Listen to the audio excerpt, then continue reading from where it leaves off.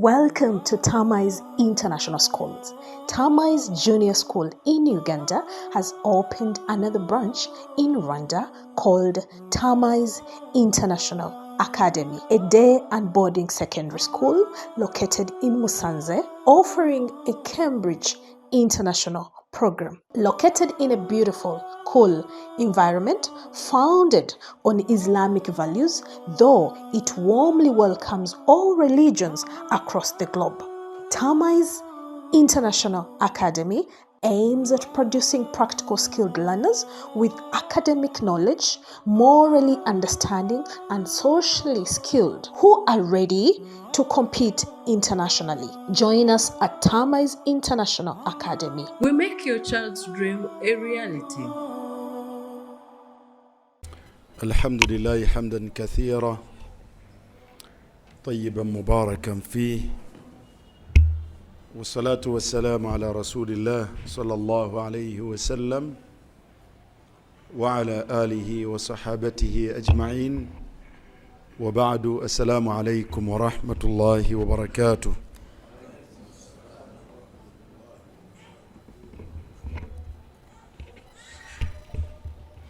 Oweekitiibwa Allah subhanahu wa ta'ala olubeerera atendebwa n'amatendo amalungi era amajjuvu agataliimu bubi bwonna wadde obukendeevu bwonna. Musaba Allah okusaasira kwe n'emirembe gye ku mubaka we Muhammadin sallallahu alayhi wa sallam. Bakubiriza okutya Allah subhanahu wa ta'ala era nkakasa nga kyekirungi eri omuntu mu nsi ye ne kabbuli ye n'enkomerero ye, era omutawaana n'obuzibu bwonna bufumbekedde mu kyennyume kya kutya Allah subhanahu wa ta'ala, bubeere obw'oku nsi oba obw'omu kabbuli oba obw'enkomerero. Nga Kasimu ono bw'akyetegeka waliwo akasonga wano katono naye nayagadde tukatunuleko olw'okusaasaana kwako oba oluusi n'abantu obutakatwala nga nsonga nga bakakola nga bwe beeyagalidde. Naye njagala okubajjukiza nti okukwata irimu mu mutwe kigambo kirungi. Hifdhul ilm, okukwata ilmu mu mutwe oyo akisobola kigambo kirungi. Naam.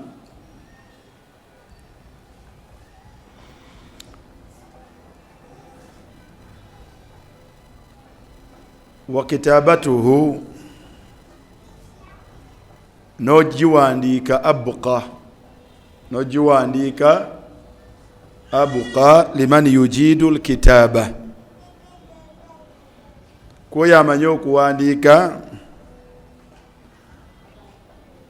knowledge yonna okugiwandiika kigiwangaaza. Kimu ku bigikola bitya? Mu bantu abakwatanga irimu ku mubaka sallallahu alayhi wa sallam mwalimu Abu Huraira radiyallahu anhu, erinnya lye Abdurrahman bin Sakhar. Naye yalina enkizo mu kukwata irimu kubanga hifdhu ye okwata kwe olunaku lumu sallallahu alayhi wa sallam yagamba nti man yabsutu ridaahu, ani ayanjuluza essuuka ye, fa ad'u lahu, musabire abeere nga anjigako ilmu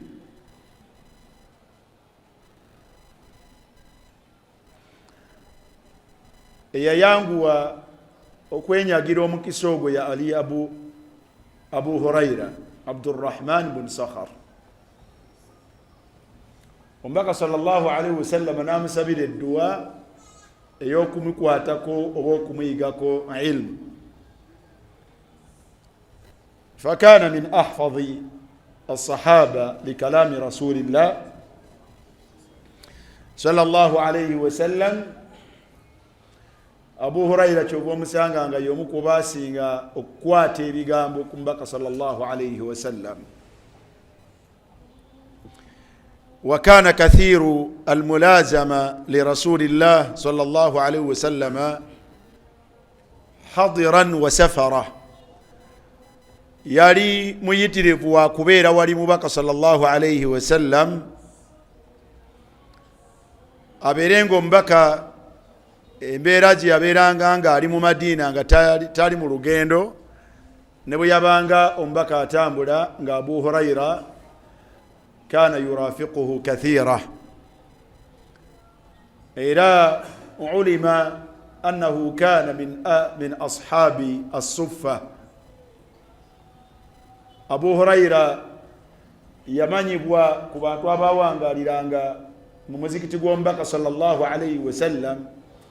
Emabega w'omuzikiti gwa nabbi wabeerangayo ekifo ekisitufu eri, naye kyawangalirangako basahaba, naddala abaavanga mu bitundu ebyewala nga tebasobola kugenda nga bwebakomawo, n'abo abaabeeranga abeetaavu, n'abo abaasibibwanga embeera min alfuqara'i wal masakin, nga babeera mu kifo ekyo. Era tebakkanga wansi wa 7. كانوا لا يقلون عن 70 كانكا. Tebakanga wansi basahaba sababerangawo mu bungi awo.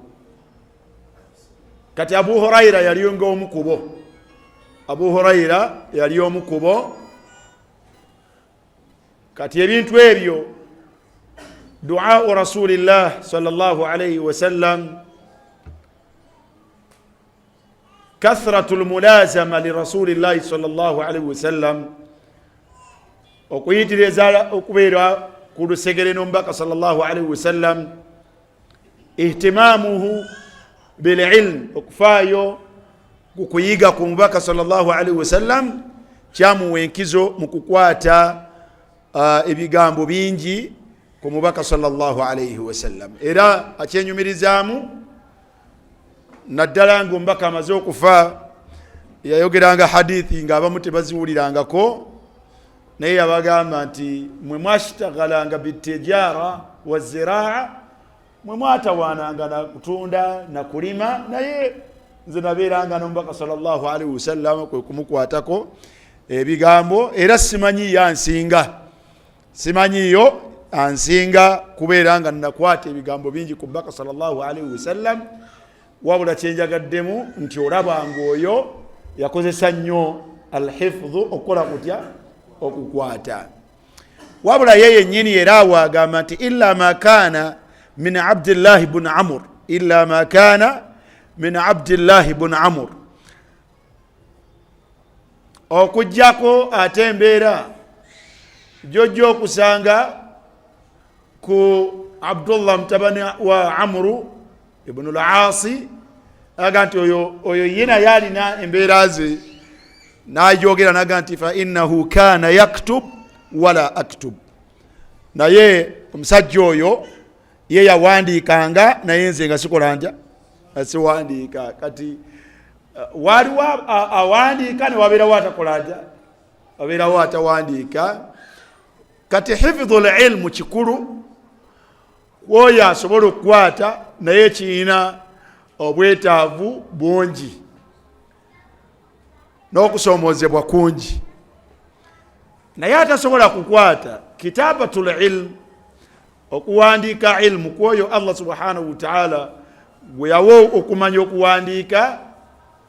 Fa kitabatul ilmu abqa lil ilm, okuwandiika ilmu kyekimu ku bisinga ogikola ki, kimu ku bisinga okugikuuma. Fahrisu ala kitabati ma tata'allamun, mwebulunkanire okuwandiika bye mukola mutya bye muyiga kwabo bwe musomako. Wala tattakilu kathira temwesigamira nnyo ugano masimu gammwe. Waliwo lwensekerera abannannyini masimu gano ntera okulabako mubuziyita mutya chat groups oba muziyita mutya bwe mutyo bwe mubiyita.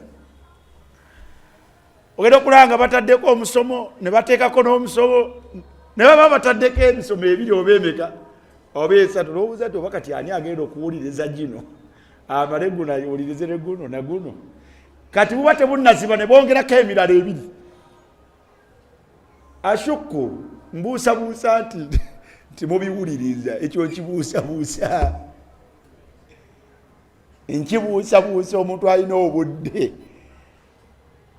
obupuleyinga emisomo ebiri mu lunaku egy'essaawa essaawa n'agiwuliriza.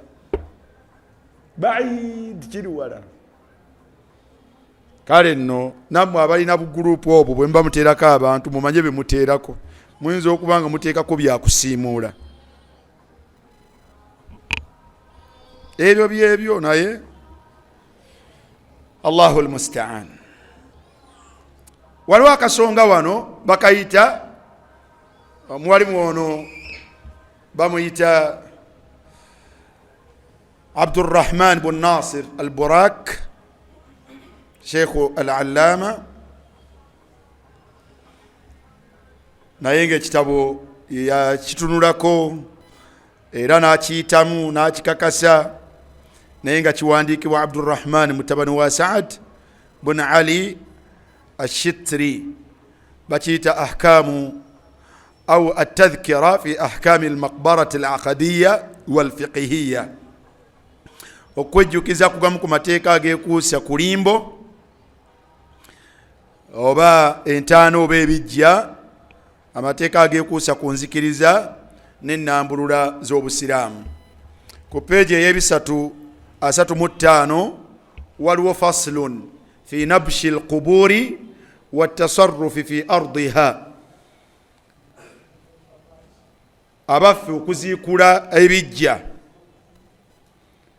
n'okubeera nti abantu beegasa n'ekifo kye baziikuddemu ekijja omufu. Obitegedde? E Uganda okuziikula abafu gwafuuka mugano nga gwanswa. Abantu buli walabira kati oyo lwa kitafaawo mugyewo n'ebirala ebifaanagana bwe bityo. Abafu obusiraamu bulamula butya okuziikula abafu? Ku peegi eya 335 omwalimu yateekawo omutwe okugamba nti tahrimu nabshu qabri almuslim. Tahrim okulambikira nti kitekikkirizibwa, kiri haramu.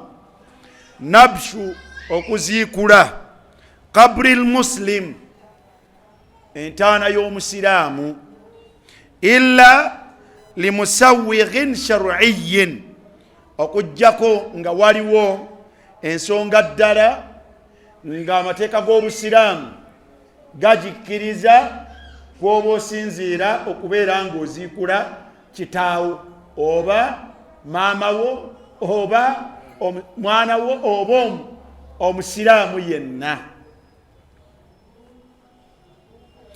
Era yagamba rahmatullahi alayhi yagamba nti ittafaqa alfuqahaa'u bakyegattako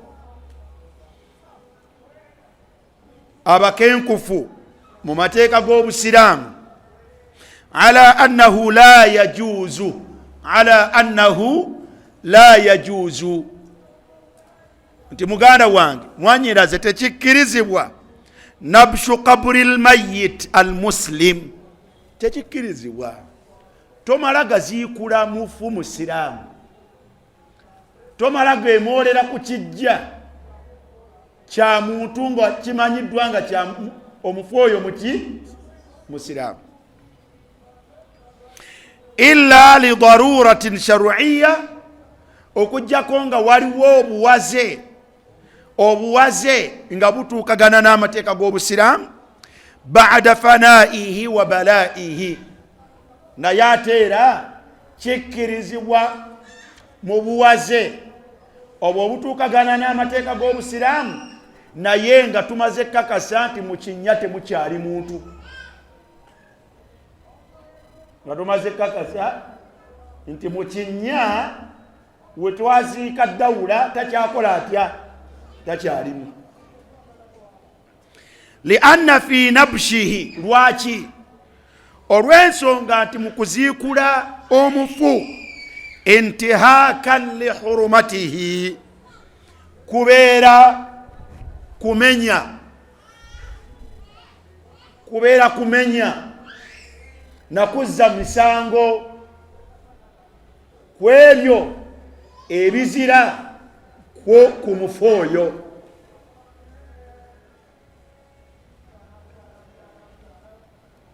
Intihakan li hurumatihi, ekisooka gano makaage, gano gaba maka goye yaziikibwawo.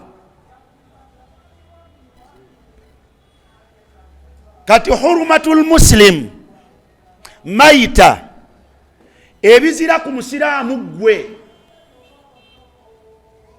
ebizira ku musiraamu omufu, ka hurumatihi hayyan,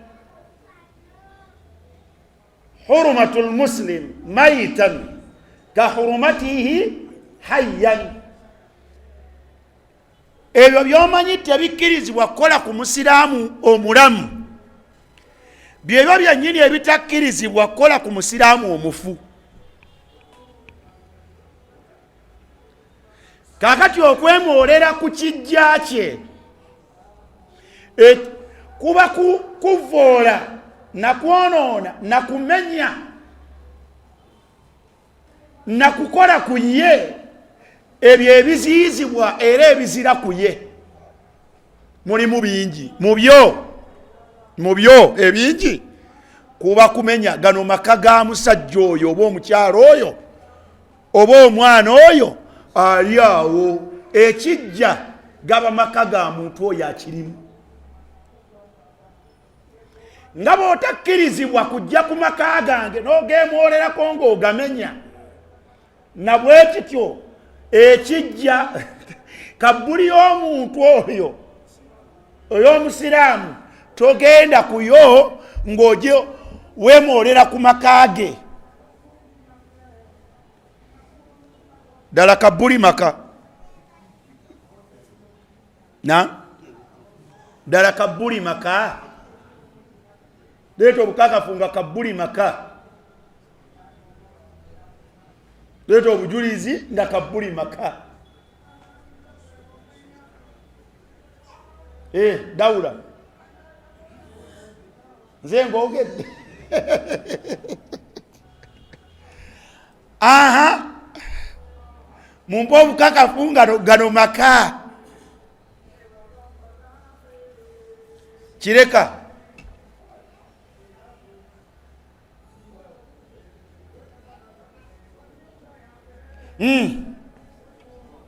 alaikum salam wa barakatuh.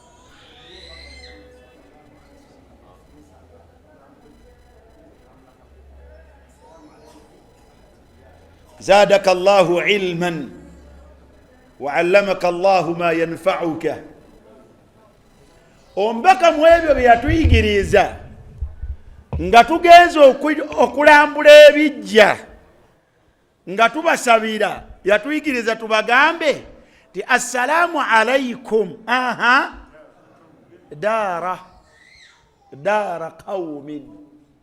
dara qaumin mu'minin.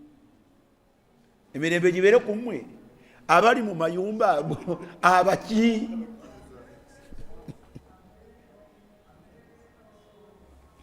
Riwaya ya Duweya egamba ti assalamu alaikum ahala diyari min almu'minina. Emirembe gibeere ku mmwe bannannyini maka ago kati bakulu kabuli maka g'abasiraamu abo abagalimu ng'omuntu bw'atakkirizibwa kwemoolera eno intihakan li hurumati nga bw'otakkirizibwa kwemoolera ku maka ga muntu mulamu kadhalik tokkirizibwa kwemoolera ku kabuli ya musiraamu. fahimtu? ثانيا في نبش قبر مسلم انتهاكا لحرمته كبانغا مرم التعرض على بدنه مرم التعرض على بدنه مرم وكويموريرا كمبيري gwe otema oyora ogeze kuyora kumenya gumba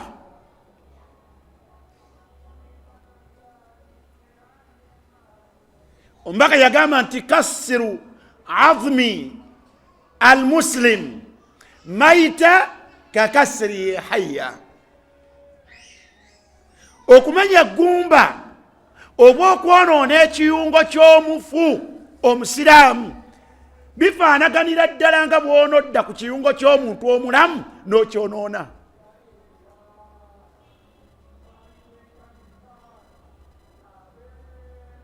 kyova olaba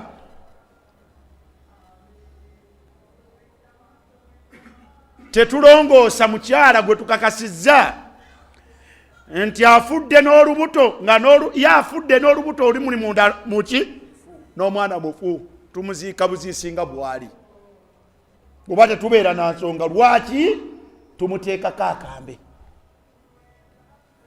kyova olaba ng'omufu bw'aba yakakanyadde leka kwemoola mbw'oyagala kugolola oteekeko ne viivi mbw'ogolola mufu. kyova olaba tetunaaza mufu mazzi ga lweje wabula tumunaaza amazzi ago agasoboka okunaazibwa omuntu omulamu. hatta ne bwe tubanga twategeera nti ye mu bulamu bwe abadde anaaba mazzi mabisi era ye tumunaaza mazzi maki tetugenda ku ga kisu gabuguma okujjako inda alhaja okujjako wakati mu bwetaavu. mathalan senga tumanya nti senga ebiyungo tunaabiisaako amazzi ag'ekisu ag'esusususu bijja kukola kutya bijja kuta oba afudde accident agenzeeko omusaayi bwe tukuyisaako amazzi agabuguma omusaayi guno gujja kukola kutya gujja kuvaako n'ebirala ebifaanagana bwe bityo. kati mwe mukutte ensuuluulu mukutte naki n'enkumbi muziikula muganda wange ojja kutema omuntu ojja kutema omuntu ojja kutema omuntu muntu kigwenjogerako ojja kutema omufu ate ng'alimu omutemera mu maka ge.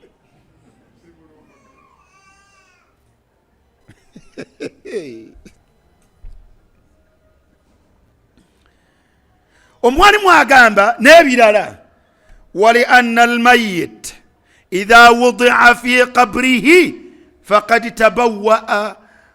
tabawwa'ahu wa sabaqa ilayhi. olw'ensonga nti omufu wali anna almayit omufu kakulembera okuziikibwa mu kifo aba akyekutte faqad tabawwa'ahu wa sabaqa ilayhi wa man sabaqa ila ardin fahuwa lahu.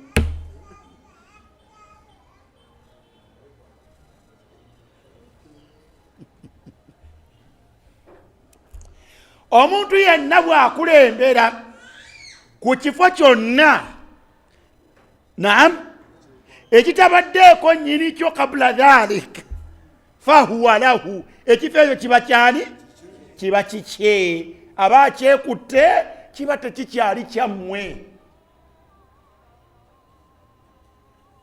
ekifo ekyo omuntu oyo ke yaziikibwawo kyafuuka kifo kyani?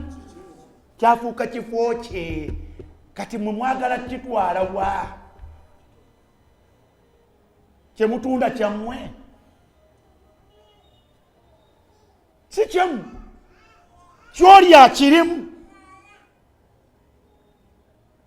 Agambye wali anna almayit idha wudi'a fi qabrihi, omufu bwateekebwa mu kabbuli eyo gye mwasimye, faqad tabawwa'ahu wa sabaqa ilayhi fahuwa habsun alayhi, aba kyesibye, kiba kisibiddwa ku ye.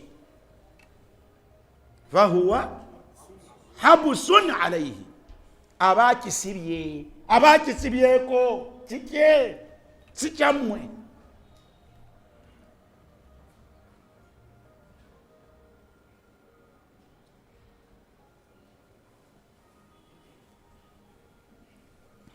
Laisa li ahadin, kekimaze okufuuka ekikye n'okubeera nga akyekutte yakirimu, kiba tekikkirizibwa ku muntu yenna atta'arrudu lahu wala tasarrufu fihi, tekikkirizibwa ku muntu yenna kukyemwolerako wadde okulowooza okukikoleramu ensonga yonna. Laisa li ahadin, kiba tekikyakkirizibwa. Wewaziika kitaawo, wewaziika maama wo, awaziikibwa omusiraamu wonna, eba tekyali yakkirizibwa kwemwoolerawo.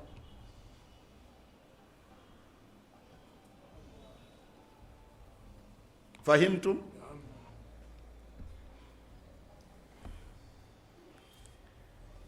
Ebigambo ebyo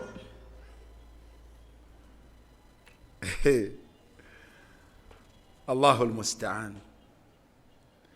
N'atandika okutuwaayo ku bigambo by'abawalimu omuvya ensonga ezo mu bugazi. Yesembesa okugeza bw'ogenda mu Mughni libuni Qudama omuzingo ogwokusatu ku peji eya 444, Al-Allama Ibn Qudama Al-Maqdisi rahmatullahi alayhi yaga nti wa intayaqana, singa tukakasa anna almayita, nti omufu qad bala, intayaqana, wegendereza obukwakulizo, intayaqana, singa kikakasibwa nti omufu qad bala yaggwawo, waswara ramima, nafuuka olufufuge, jaza nabshu qabrihi, olwo nno kikkirizibwa okuziikula kabbuli ye, wadufina ghayruhu fihi, olw'ekigendererwa ky'okuziikawo munne, olw'ekigendererwa ky'okuziikawo omulala.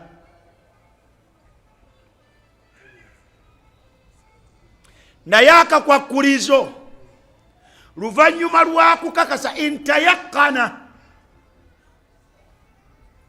senga mukakasizza nti ddala mu kinnya muno Kaita takyakola atya, takyalimu, yafuuka luki? Yafuuka olufufuge, yaggwawo. Olwo nno kikkirizibwa bwe mba mufunye obwetaavu obw'okuziika awo, naam, olwo nno kikkirizibwa okuziikula kabbuli ye ne muziikawo omulala, olw'ekigendererwa eky'okuziikawo omulala. Olwaleero limbo n'obufunda bwazo, abantu basobola okufuna obwetaavu obw'okuddawo okuziika mu limbo ezo naye ng'ate zijjudde. Kalhal, ng'embeera bw'ogisanga olwaleero enkoowe yajjudde bwe baŋŋambye, kye nalabyeko, nabaddeyokko nayitayokko. Wano wakyengulwa awasemba olwazi lwalemeresa okusimawo. Wano wembadde mutera okusaalira n'okupaakinga ne batandikira eri naye naye bazze balya mpaka we batuuse era awali olwazi. Babuuziza ki ekiddako naga nti tulina kuddayo gye twatandikira. Obitegedde? Naye bakikola batya okuziikula ebijja bibeere ebyo oba ebiri awalala? Muyina kumala kukakasa nti eyaziikibwa awo yakola atya? Yasebengerera naggwaawo n'afuuka olufufugge. Awo oba si ekyo okubeera nga muziika mu kigero ekitutuuka ku ye, kubanga fil islaami yajuuzu, mu busiraamu kikkirizibwa. Olaba ekiyaga nti illa li daruratin shar'iyyin, mu busiraamu kikkirizibwa okuziika ibtidaiyan, okuziika mu kabbuli emu ne tuziikamu abafu abawera ababiri abasatu ibtidaiyan nga tubaleesemu omulundi ogwo. Omulundi gutya? Omulundi gumu. Kikubwako kitya? Kahaalu, ng'embeera bwe yafaanagana e Uhudi. Abafu bangi bali mu nsanvu, we basima waliwo amayinja. Okusima kabbuli ensanvu si kyangu. Faturru, embeera n'ebasiiniikiriza okubeera nga basima ekinnya nga bateekamu aktharu min wahid, bateekamu ababiri, be bateekamu abasatu. Tegerekese bulungi? Bwe kiba mwekityo hadihi darura, nga mwetaaze we mwasiika edda okuziikawo ate, bwe mukakasa nti alimu yavunda n'ava naggwamu n'afuuka olufufugge, kikkirizibwa. Oba bw'aba tannavaamu nga bwe mwaba mwasima fuuti 8 ne musima ne mukoma ku 6, oli n'asigala eri wansi 8, ono n'ateekebwa mu 6. Ne mbanga mubatadde mu leeyaazi, ne mbanga mubatadde muki? Ne mbateeka mu leeyaazi ng'era ne mu bulamu bwe kifaanagana. Kati wano tuli eno gye tusaalira, naye awo wansi waliwo abakola ebyabwe. Kati ne kabbuli sobola okubaamu kalina.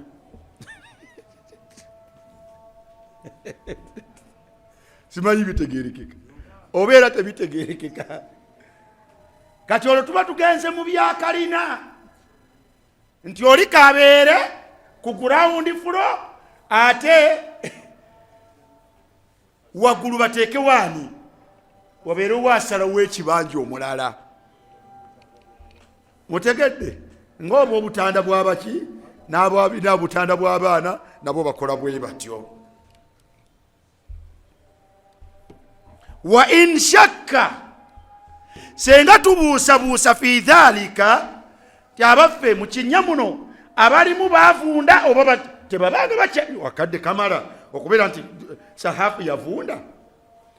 Shakka mubuusabuusizza, rajaa ila ahli alkhibra, tudda ne twebuuza ku abo abalina obumanyirivu ku mbeera ezifaanako bwe zityo. Kitwalira omuntu bbanga ki okubeera nga bw'aba aziikiddwa okusebengerera naggwaawo? Okay.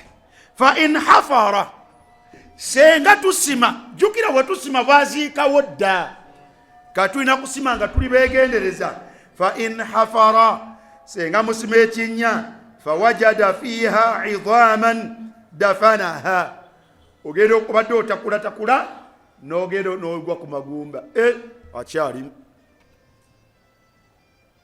kemutuuse ku magumba, kitegeeza nti sahafa akyakola atya. Kali ke bagambye nti tannafuuka lufufugge, ono akyakola atya?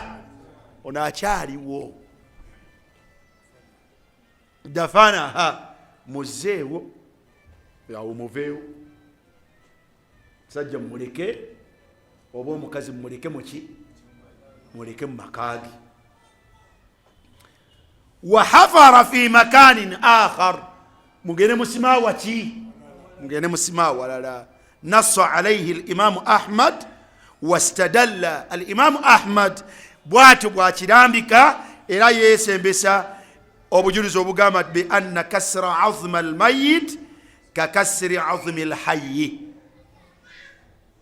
Yesembesa ekigambo ky'omubaka sallallahu alaihi wasallam kyagamba nti okwemolera ku ggumba ly'omuntu omufu n'olimenya kyefaanagana ng'okumenya eggumba ly'omuntu nga muki, nga mulamu. Wa hadha haram, tekikola kitya, tekikkirizibwa.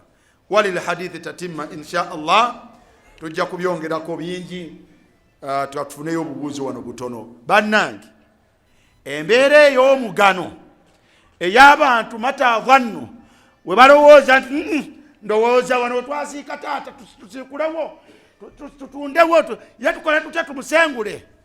Bannange, mu busiraamu ku mufu omusiraamu tekikola kitya, tekikkirizibwa. Tuwe ebitiibwa ebijja, weebitiibwa weekitiibwa ekijja n'oyo eyakikola atya, n'oyo akirimu eyakiziikibwamu. Kimalira bumaliza omuntu okubeera nga ekijja akirimu muki, musiraamu. Kimalira bumalizi okubeera nga ekijja kyetwogerako akirimu muki, musiraamu. Ate bwe kyeyongerako obwebindu ne kisukka, ekijja akirimu kitaawo, ekijja akirimu kitaawo. Gwogenda okumenya, gw'oyagala okutemako enkumbi maama wo.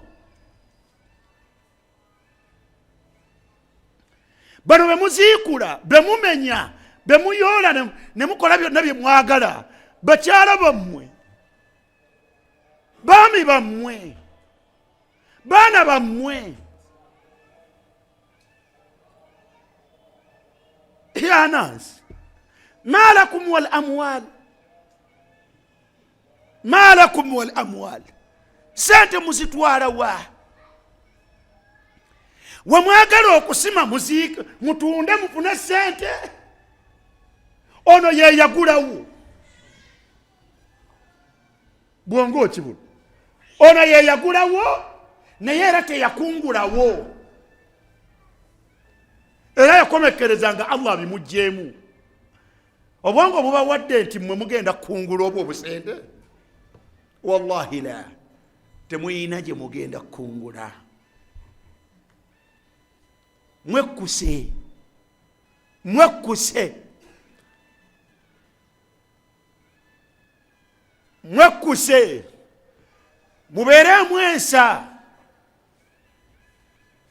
mubere mwensa. Welcome to Tamais International Schools.